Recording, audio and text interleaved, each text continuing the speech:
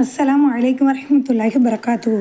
அல்லாஹ் சுப்ஹானஹு தஆலா குர்ஆனில் அயில்முல் யகீன், அயினுல் யகீன், ஹக்குல் யகீன் அப்படின்னு யகீன் என்ற வார்த்தையோட அயின் ஹக்கு இந்த 3 விதமான வார்த்தைகளை போட்டு பயன்படுத்துகிறான். இப்போ கண்டிப்பாக டிஃப்ரெண்ட்டு இருக்கும்.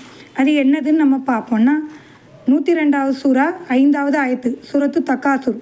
கல்லா லவ் தஅலமூன இல்மல் யகீன், அப்படி கிடையாது, அதை நீங்கள் சந்தேகமற்ற கண்ணால் காண்பீர்கள் அப்படின்னு அல்லாஹ் தஆலா சொல்கிறான்.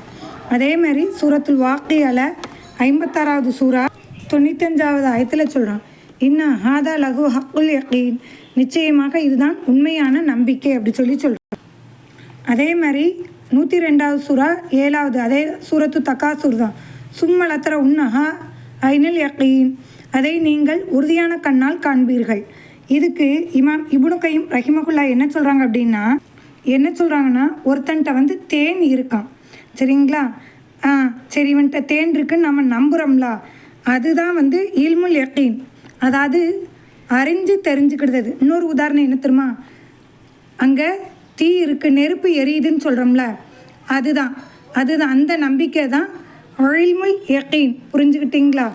அதே மாதிரி ஹக்குல் யகீன் அப்படின்னா, அந்த தீ சுட்டுட்ல, அந்த தீ இப்போ கையை விட்டு சுடுதா சுடலையான்னு பார்த்தவனுக்கு சுட்டுட்டுன்னு தெரிஞ்சுக்கிட்டாங்களே, அந்த நம்பிக்கை தான் ஹக்குல் யகீன்.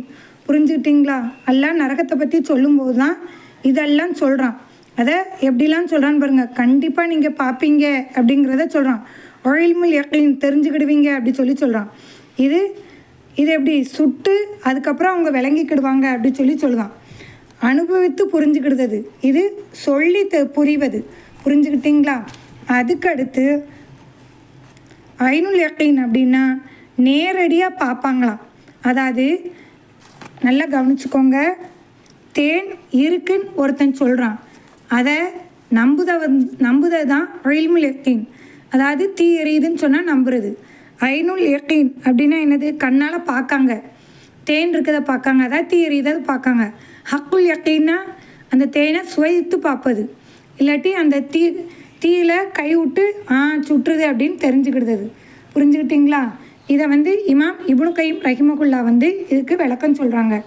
எல்லாமல்ல அல்லாஹ் தஆலா குர்ஆனில் உள்ள அனைத்து விஷயங்களையும் விளங்கக்கூடிய பாக்கியத்தை நம்ம அனைவருக்கும் தருவானாக.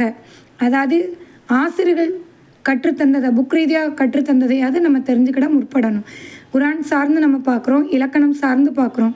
அல்லாஹ் தஆலா படிக்கக்கூடிய பாக்கியத்தை தருவானா. அஸ்ஸலாமு அலைக்கும் வரஹ்மத்துல்லாஹி வபரகாத்துஹு.